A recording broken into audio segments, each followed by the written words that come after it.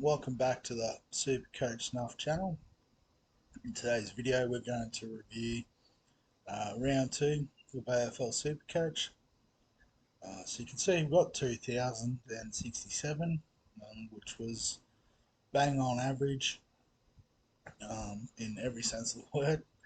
Um, Around 80,000 for the round and sunk a fair way in the ranks, but plenty of time to catch that up.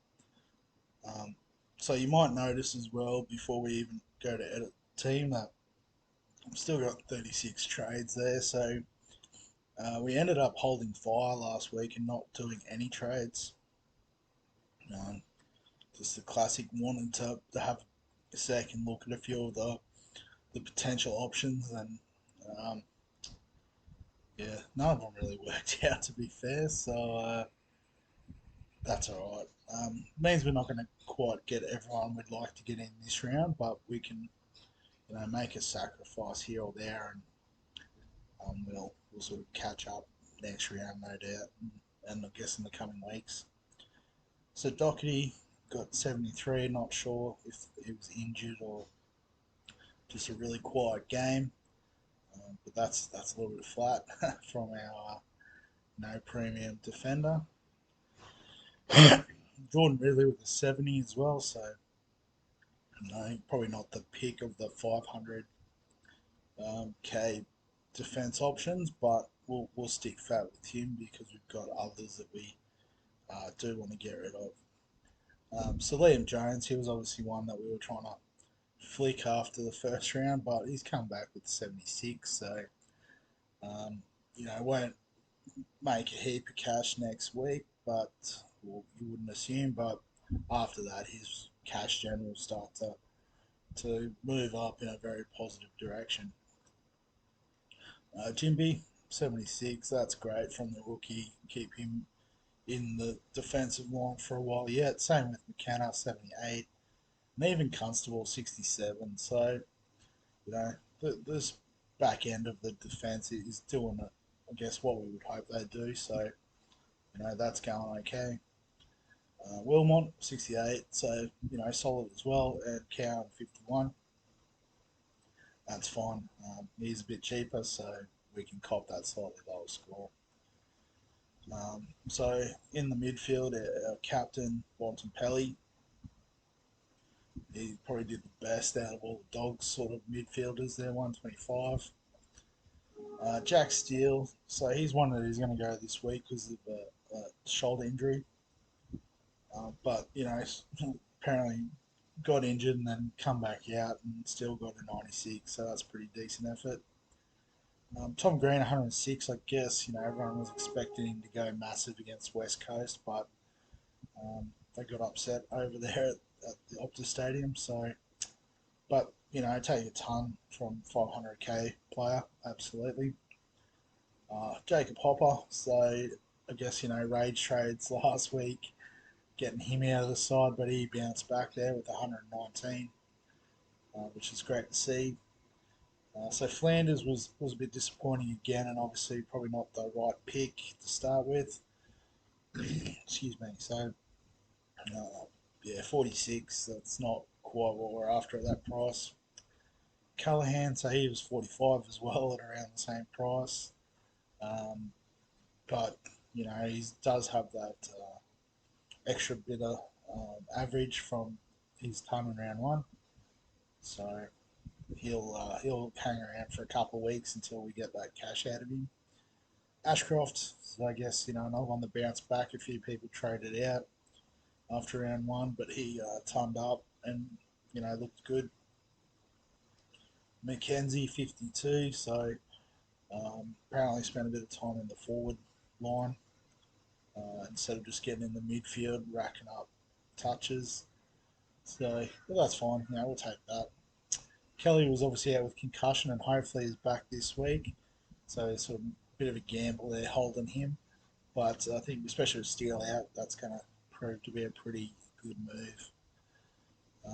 Baker, 55, that's fine for a near bottom dollar rookie. Chesser with 27, not so much. So yeah, he might be one on the chopping block, and we'll sort of look at that in a couple of minutes. Excuse me. So Jared Witt's 108. I guess you want 100 at least from a 600k player, so that's fine. Marshall 129. That's why he was in everyone's teams, because he can do that. Radigalia, so only 31. That's a bit disappointing, but there's probably bigger issues to sort out in this team than the R3 position at the moment. So then the forwards, Dunkley 117. He's super consistent. Don't need to say too much there.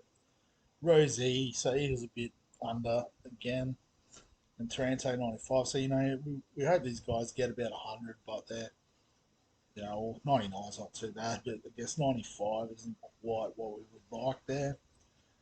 Just do a quick flick over to the SuperCoach boss. Yeah, so he's, break even's 100, so he's sort of scoring where he's at. There's not really a lot of value there. Goulden, 107. That's good to see that he turned up again, so, happy with that. Tanner Bruin, so again, another pick that hasn't worked out for us. And again, probably the one we should have pulled the trigger on in week one, but get benefit of the doubt, gave him another chance and didn't work out. But Sheasel definitely did, got him on field this week and got a ton, or 114, so he's got the same score both weeks. That's fantastic.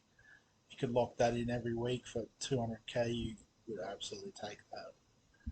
And then Green and Davey, they're making some cash on the bench for us, so that's all good. So, in terms of, I guess, what trades we're going to do this week, as I said, Steele's out because of injury. And what that's going to allow us to do is to get Dacos in. Like, what's he averaging? 139 from the first two rounds. 500k, that's amazing. We'll take that. And then the second one probably out is Tanner Bruin. And bringing in Jack Siegel. So looking really good, playing that defensive role. I know I was on him a couple of years ago when he first picked up that role and went from 250k or something all the way up to 500, 600. And was sort of a lock in the forward spot, getting that sweet role. And so then our third trade, because you can see I've already activated the Beast. So those two are locked in. Let's just do that. They're not even going to change. So ideally we would go Flanders to a Setterfield, but we're 20k short, unfortunately. That would have worked out really nice in an ideal world. So the options here are either we go Flanders to James Warple. So, still got that, sort of 300k midfield option. Ideally it would be Setterfield because he's due to make some more cash. He's scoring more points. Essendon seem to be a better team than Hawthorn. But I guess, Walkley is cheaper, which means we can afford him. We can actually get those points. And Essendon apparently do have a tough run around the corner, so we'd probably have to get out of Setterfield sooner rather than later as well. So that's the first option. The second option is if we swing up a Davey, for example, just getting up front, and then go to break evens because it'll be easy to find. But bring in Chandler. So, I guess having Chandler there, he's obviously going to sit on the bench sort of position. Pretty handy sort of option to bring in if someone is injured. He's scoring super well for a forward in SuperCoach. But that does leave us a little bit more vulnerable in the midfield. So if we do that, just let's say, excuse me, so Davey would obviously swap with Kelly. And so, yeah, we've got like Constable here at M8, Callahan at M5. It's a bit of a concern. Um, but I guess the other option, if we just go to update the trade, is we actually get out the Chesser pick. So it'll be Chesser out for Chandler. So just a rookie correction essentially. And then that would give us, that extra bit of money in the midfield, I suppose. Maybe Constable goes to the bench, although he's outscoring Flanders at the moment. So, whichever one of these we go with, then that would become the emergency. So, I guess for this reason, if we're not going to play Flanders, that's a lot of money sitting on the bench. If we have a look, so he's projected to make 5k. I reckon Chesser would probably be about the same. So for what it's worth, I think it's better off we change that up. Get Flanders out. So it frees up, you can see 200k. Excuse me. And so what that'll allow us to do next week is, we could make a move along the lines of, I don't want to say Jones because I think his price will start to go up after next week, but it gives us maybe the money to go from Cowan up to a Jack Bowes if he goes off again next week. Or what I'm probably leaning towards is it's more going to be like Ridley down to Bowes if he goes all right, and that'll free up, another 230k, or maybe 200 if he slides in price a bit, which gives us 400k to upgrade, Callahan to, well, Setterfield for sure, but we could even go all the way up to a proper gun. Probably will go Setterfield, let's be honest, and then maybe, like a Chesser or something then becomes a Warple, something like that. So we just sort of sit and wait a week. So, yeah, those are the options. Um, so, yeah, I think Dacos is definitely locked in. What's he due to go up? 50k. I mean, I guess with his money, there is an argument. We'll just undo it all, start again. So the same three are going out. I think I'm pretty set on those three out. Bruin, Flanders, Steele. But then we could go with Setterfield, Zeeble, and Warple. Alright, and then that's 170. So, it could then be like Ridley and Jones becoming Bowes and Dacos next week. Callahan, might be included in that conversation. Um, something like that. But I think you've got to get the points on field, and the points on field are going to come through Dacos. Unless, of course, I suppose. Well, actually, that's right. We can't really. We do need to bring a forward in. So if it's not Zeeble, then it's Chandler.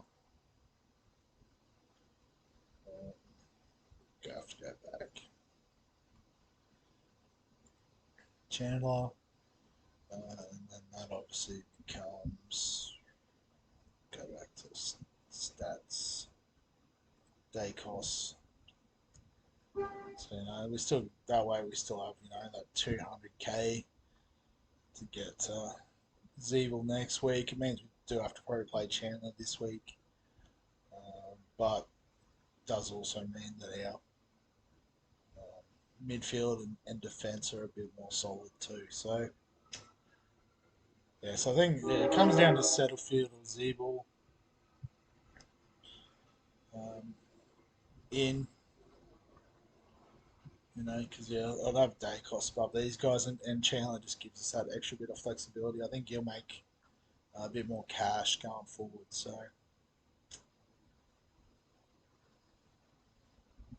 can't So still a bit 50-50 on that. let's just go with Setterfield this week and see how this shapes up. So it'd be Constables or Kelly. Man, it's not the worst looking team that way. Um, yeah, I guess obviously if it was Zeeble here, it would just be Constable in. So it's whether we want to play Chandler or Constable, I think, is whether we bring in Setterfield or Zeeble. So that's the ultimate decision we need to make. Obviously, whichever one we don't get on, we'll get on next week, hopefully, along with Bose, if he goes good again. Um, and I guess maybe if we did in a little cash out option somewhere, someone like a Samson Ryan, it could be worth a little shout at R3 if we need to make that extra bit of money. Um, Although actually probably go through Callahan to get to that, so that'd be the third option. Yeah, I don't know. It does give us more flexibility. So that's where we're at anyway with the team and how it's looking. I guess VC and C. So Bon Pelly's playing first, so probably want to go the VC on him. Although I don't really have a loophole option with the way things currently stand for the week, but slap the C on Marshall up against Essendon. Should be a good matchup for him, I think. Um, yeah, because I guess Dunkley's obviously playing in the first game as well. Doherty against GWS is a bit scary now after that 73,